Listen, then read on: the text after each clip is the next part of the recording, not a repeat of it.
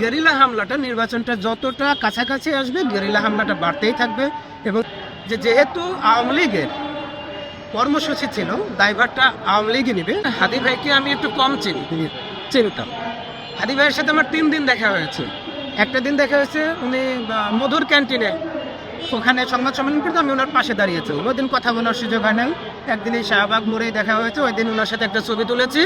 আর গত পরশু দিন ওনার সাথে দেখা করে কথা বলেছি।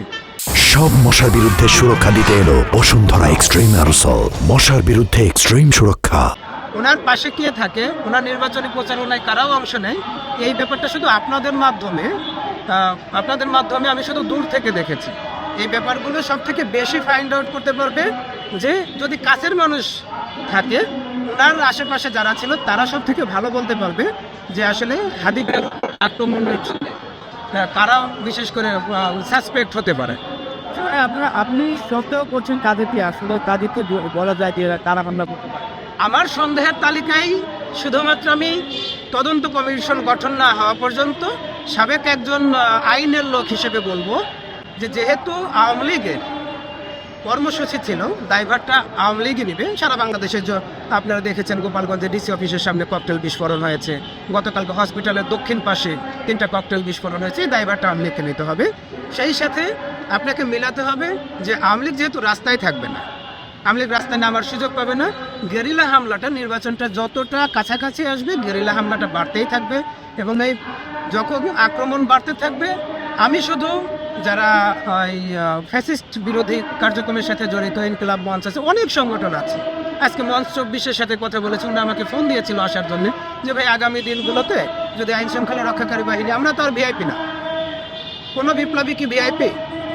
তখন আইন শৃঙ্খলা রক্ষাকারী বাহিনী যদি আমাদেরকে হেল্প না করে, আমরা নিজেদেরকে কিভাবে বাঁচাতে পারি, আমরা নিজেদের কিভাবে সেফটি দিতে পারি, এই ব্যাপারটা বলবে। আমি আজকে ইনকিলাব মঞ্চের সবাইকে বলবো এই ব্যাপারটা, আগামী দিনে কি হতে পারে, সেখান থেকে কিভাবে নিজেদেরকে সেভ করা যায়। এবং মঞ্চ 24 আমাকে যারাই ডাকবে, বিপ্লবের কাছাকাছি যারা আছে যারাই ডাকবে, আমি তাদেরকেই বলে দিব যে আগামী দিনগুলোতে নিজের সেফটিটাকে কিভাবে, যদি আমি বেঁচে থাকি। নির্বাচনের আগে নির্বাচন সুষ্ঠু হওয়ার একটা কারণও নেই। যেহেতু ডক্টর মোহাম্মদ ইউনূস সাহেব আমাদেরকে বলেছেন ইতিহাসের সব থেকে ভালো নির্বাচন হবে, সেক্ষেত্রে আমরা মনে করতেছি যে সম্ভবত বিভাগীয় পর্যায় থেকে নির্বাচনগুলোকে তুলে আনতে পারেন। যেহেতু আমাদের ফোর্সের সংখ্যা কম, সেনাবাহিনীর সংখ্যা কম, হতে পারে এরকম।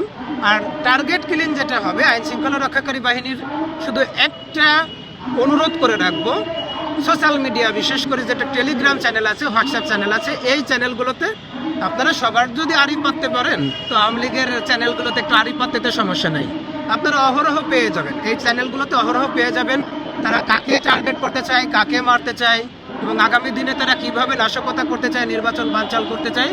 আইন শৃঙ্খলা রক্ষাকারী বাহিনী যখনই এদিকে একটু নজর রাখবে, তারা সবকিছু ইনশাল্লাহ সবকিছু দিনের আলোর মতো পরিষ্কার